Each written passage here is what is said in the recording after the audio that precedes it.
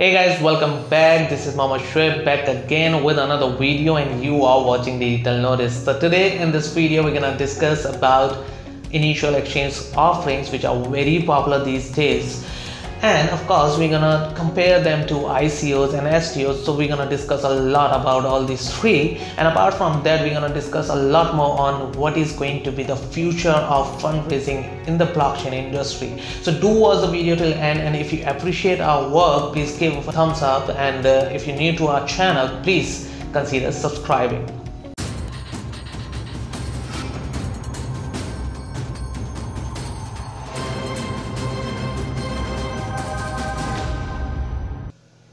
Now, when the question comes that what is going to be the future of fundraising in the blockchain industry, people look at two options. First one is ICOs, second one is STOs.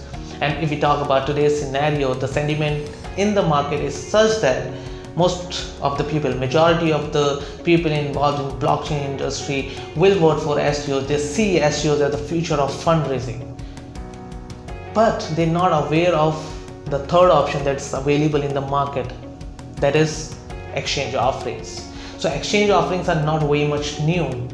They've been in the market for like more than a year, but very few people are actually aware of them.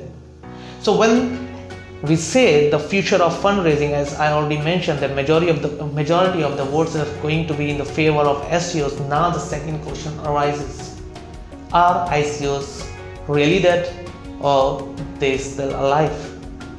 Now when this question is being asked, there are going to be different views. Majority of the people will say, of course, they're all dead, they're all gone, they were scams and all this stuff.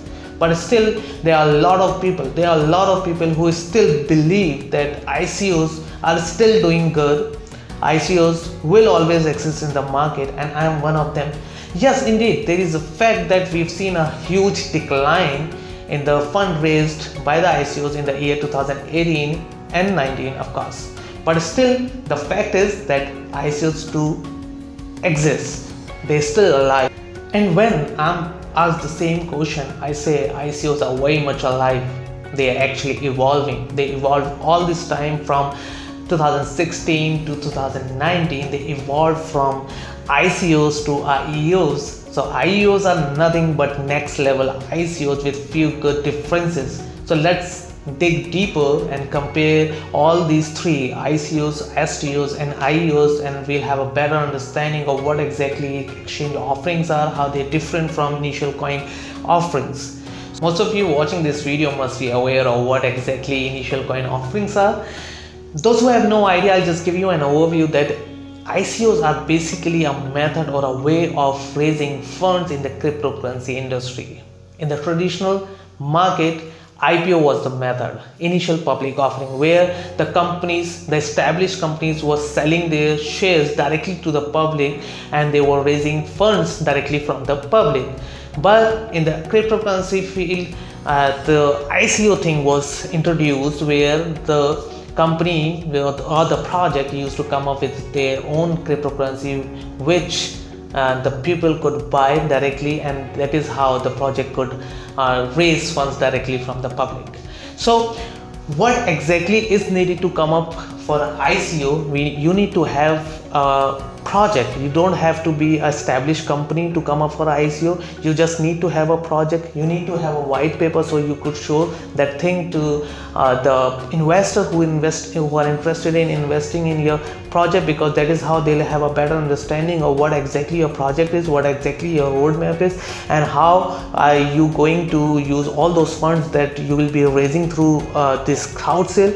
And you need to have a website. Then you could create a token on top of any of the platform. Most of the ICOs were using ERC20 in the past, so you could come up with a token on top of Ethereum, and you could sell those tokens. So people actually buy those tokens, and that is how they invest, and they pay you in terms of Bitcoin and of course Ethereum, which you can trade on exchanges as a project, and you can use those funds to develop your project. So this is the whole process of ICOs. But we've seen that the crowd sale in the ICO thing was quite long. The duration was like 3 months was very common. We have seen crowd sales for like 6 months, and during this period there was a huge hard caps.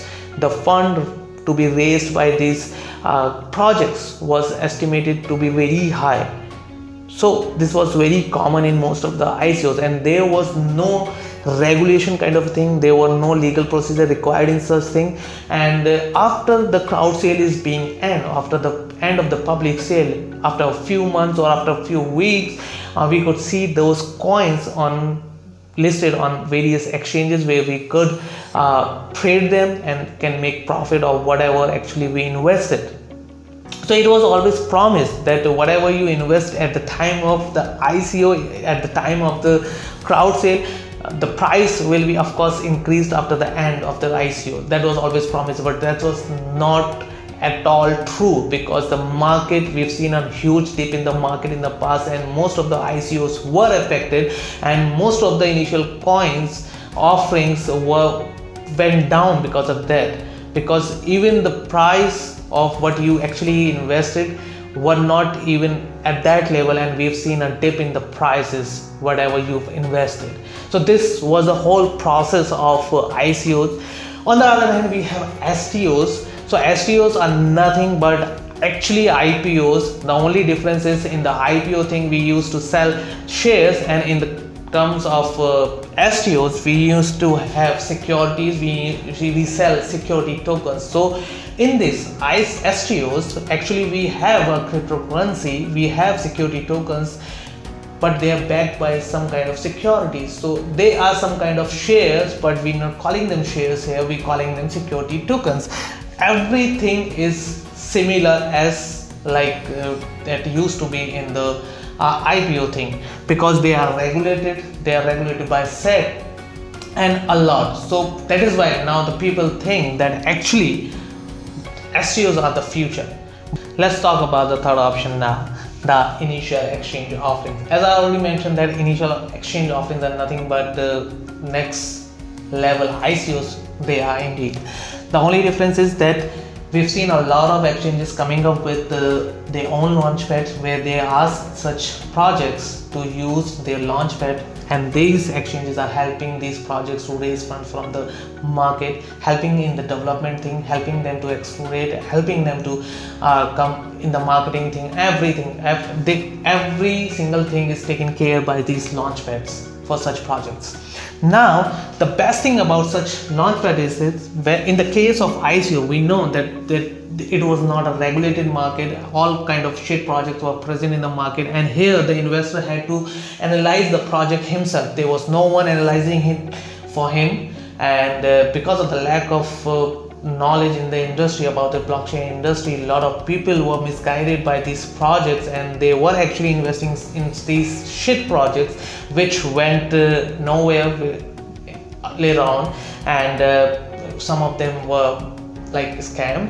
And now the thing is being solved, because here the exchange analyze the project before getting them listed on launchpad. They analyze it, whether their project has a potential to enter the market or not, whether the team is good or not. They look at everything. They look at they verify everything, verify every teammate, whether they're going to stay in the market or it's kind of a scam. They verify a lot of things, and then after that, when they feel that the project has a good potential, they get them listed on their launchpad and help these projects raise fund. Now another difference is that we've talked about the crowd sale duration. As we've seen in the case of ICO, the duration was like few months, but in the case of IEOs, the duration is few minutes, and we've seen a lot of project raising funds in minutes. In fact, I must tell about a project called Linux, which actually raised all its cap in 5 seconds. Yes, I'm right, 5 seconds. So where we've seen the duration of the crowd sale is in few seconds or in few minutes, and the caps, of course the fundraising caps are of course low as compared to the one in ICOs. We've seen a higher caps in case of ICOs, but these are much reasonable because the projects are being analyzed by the exchanges, and that is, they consider that that much of amount is actually required for developing that project and getting it into the market. So this is the main actually differences between ICOs and IEOs. One another great thing about ICOs is that as soon as the caps are being raised, we've seen that the time taken in the case of ICO to get those tokens listed on exchanges, we had to wait for like a few months when we see these tokens being listed on various exchanges. But in case of IEOs, as soon as the funds are being raised, as the cap is completed, these tokens are actually listed immediately on these exchanges exclusively. So that is kind of an agreement between these projects and exchanges, and later on they could expand to other, of course, platforms. If we talk about launchpads, we've seen a lot of launch exchanges coming up with launchpad thing, and Huobi has announced it already. OKX, KuCoin, they already have announced that they are coming very soon with their own launchpads. But Binance was the first one to come up with such a kind of concept, and Bread and Gifter was the first project to get listed on the Binance launchpad. We've seen a huge buzz around at that time, but because of the market condition which went down, both these projects were affected and that turned out to be a failure. But again, we have seen the success of BitTorrent. That is a buzz around, there is a buzz in the market around BitTorrent that they actually raised funds in minutes, and BitTorrent is also using Binance Launchpad. Other than Binance, the other exchange is LA Token Exchange, and they are doing really awesome job. They have their own launchpad. They have really good projects on their launchpad.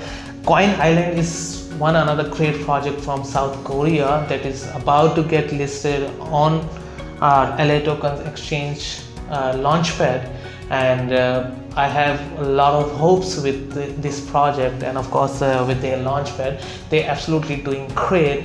And other than this, we are going to see a lot of exchanges coming out from different part of the world. Hope you liked the video. Hope I was able to explain everything clearly, and you must have got the answer of what exactly is going to be the future of fundraising in the blockchain industry. My vote goes for initial exchange offerings, because I was never a big fan of STOs, and I never will be, because that's what I see, that they should be kind of a project that is you don't have to be established to come up with a project. You can, if you have really a good project, you can come up and use these launch pads, because of course they'll be analyzing your project, and of course after that only they'll be listing you on their launch pads and help you raise funds from the market, and then later on you can develop your project and be present in the market.